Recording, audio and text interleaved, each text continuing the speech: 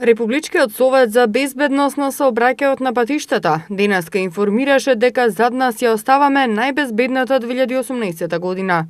Во споредба со минатата година, кога во Македонија 150 луѓе беа жртви во сообраќајни несреќи, оваа година бројот на жртви во сообраќајни несреќи нема да надмине 150.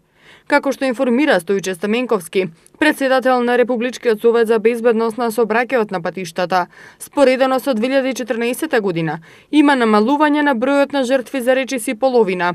Во изминатата година информираше дека се спасени повеќе од 30 човечки животи. Намалениот број на човечки жртви според РСБСП е резултат на агресивната кампања која Републичкиот совет за безбедност на патиштата ја води изминатиот период.